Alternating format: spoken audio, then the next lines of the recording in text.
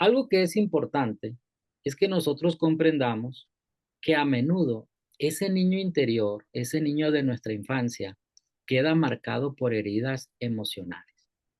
Por ejemplo, tenemos algunos tipos de heridas. Entre ellos está el abandono, el rechazo, la humillación, la traición y la injusticia. ¿Qué quiere decir? Un niño, una niña que fue abandonado física o emocionalmente por sus seres queridos va a desarrollar algunas fijaciones o bloqueos. Va a llevar a que la persona desarrolle ciertas conductas, las cuales se van a reflejar en la adolescencia, en la juventud y aún incluso en la etapa adulta si éste no procesa esas experiencias, si no trabaja en curar esas heridas. El rechazo, pues ni se diga. El haber sido humillado, el haber sido exhibido, el haber, el haber experimentado una traición o a lo mejor no vivió la traición, pero sí él lo sintió como una traición. Y el haber sentido que lo trataban injustamente o incluso el favoritismo que pudiera haberse dado en casa, que este niño o esta niña haya sentido que alguno de sus hermanos o hermanas, mamá o papá le hayan atendido súper bien y que a ella o a él no le hayan dado el mismo trato, el mismo lugar. Esas heridas influyen y marcan la vida no solamente de la etapa infantil, sino que lo proyecta hacia el futuro. Y esto lo podemos ver reflejado en el tipo de apego que el niño va a desarrollar.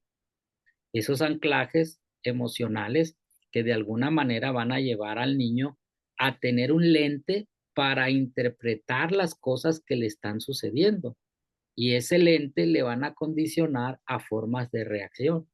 Entre los apegos que se desarrollan, lo ideal siempre es desarrollar un apego seguro, pero pues hay personas o hay niños que comienzan a desarrollar el apego ansioso, el evitativo e incluso el desorganizado, dependiendo el entorno del hogar, de las figuras de autoridad y de enseñanza que éste haya tenido y que de alguna forma lo van a condicionar en la etapa pues de juventud o en la etapa adulta.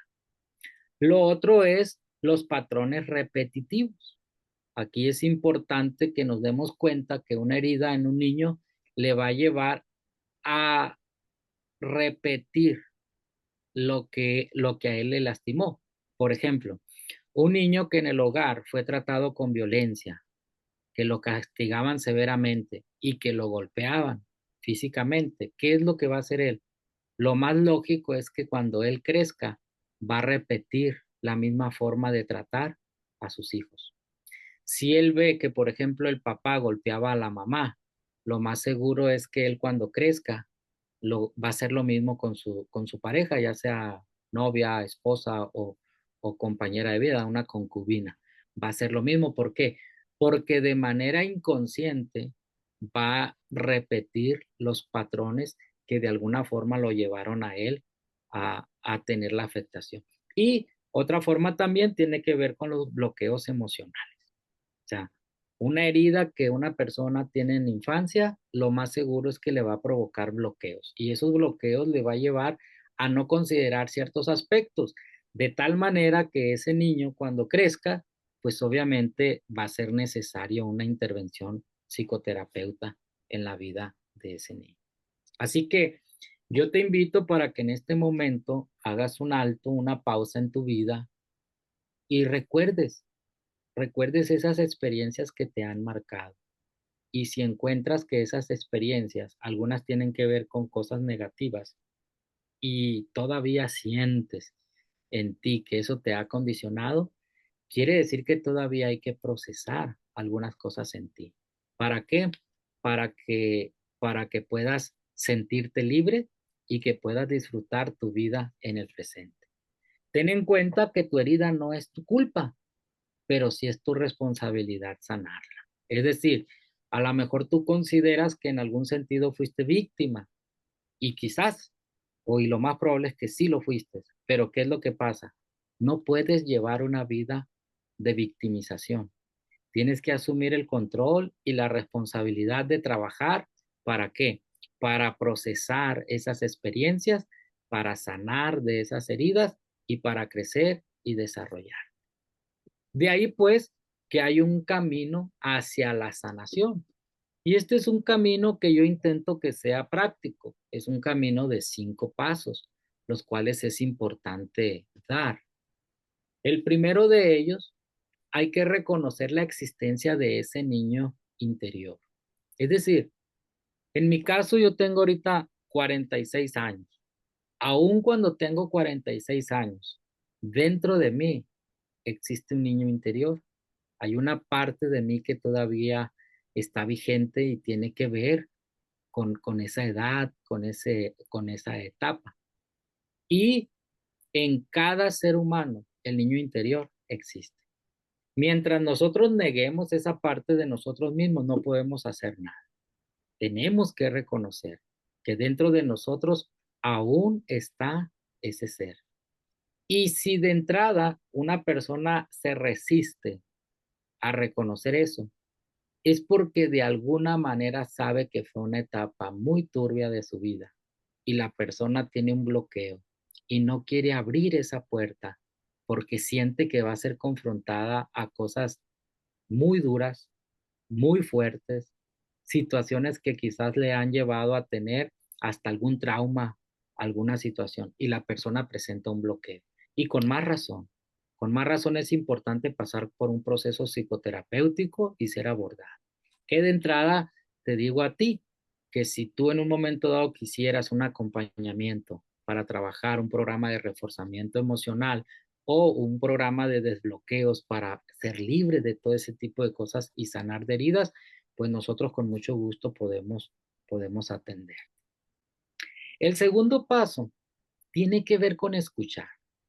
Es decir, tiene que haber ese diálogo interno en el cual tú escuches a esa parte tuya, al niño interior, que ese niño de alguna manera te exprese a ti lo que, lo que quiso haber vivido y que no pudo, los vacíos de atención, de cuidado, de afecto, en qué se sintió lastimado, en qué se sintió herido, en qué aspectos de su vida él sintió que no fue tratado, que no fue cuidado como era debido.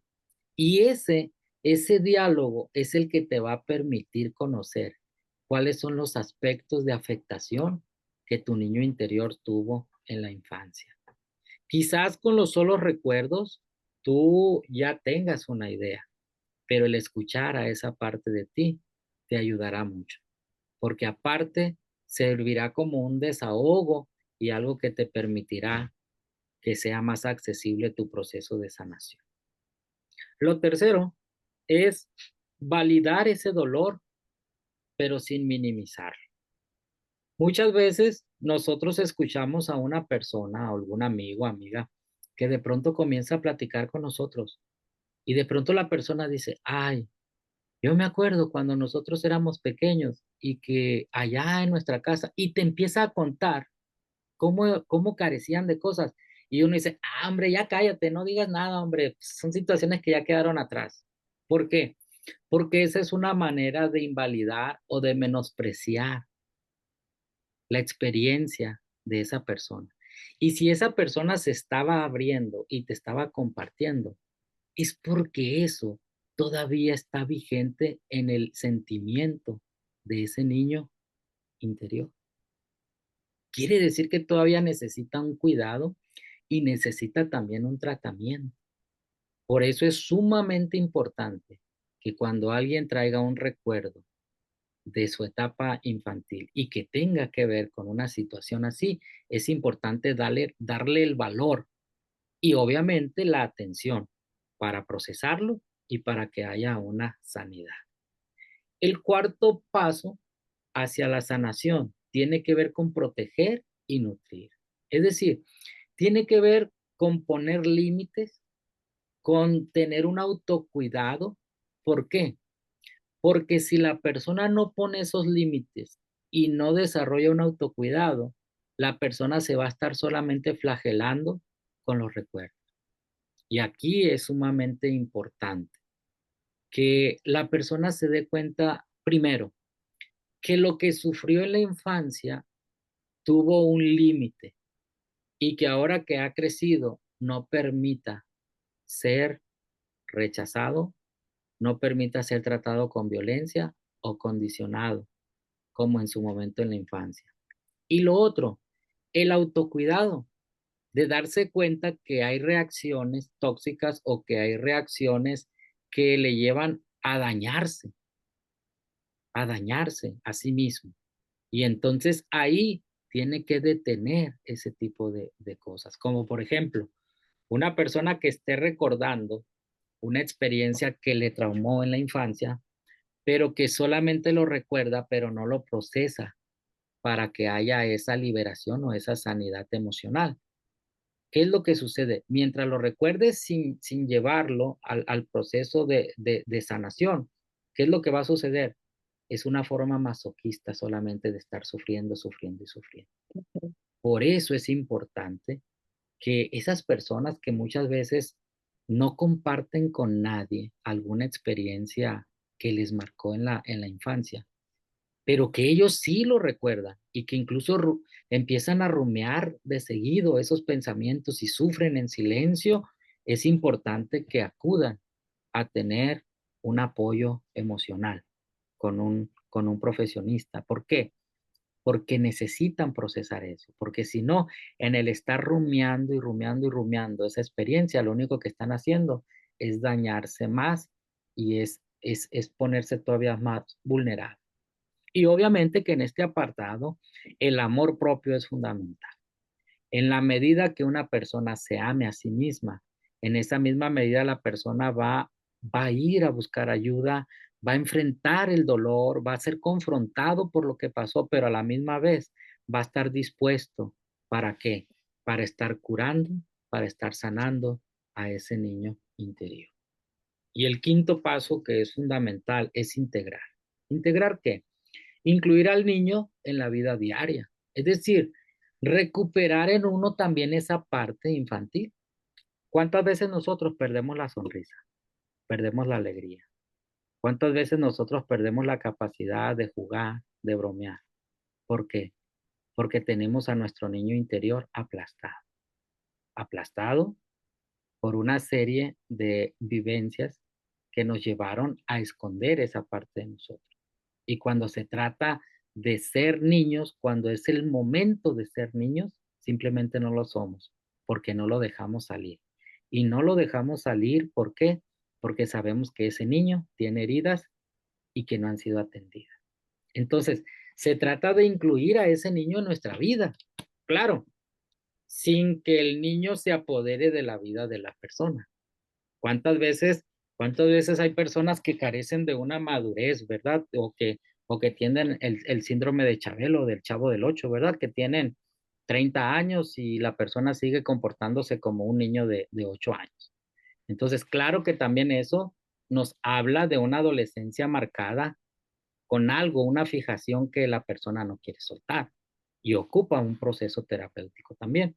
Entonces, lo que nosotros tenemos que hacer es que ese niño salga en los momentos que es adecuado salir. ¿Para qué? Para que la persona pueda llegar y pueda tener una vida armoniosa de desarrollo integral.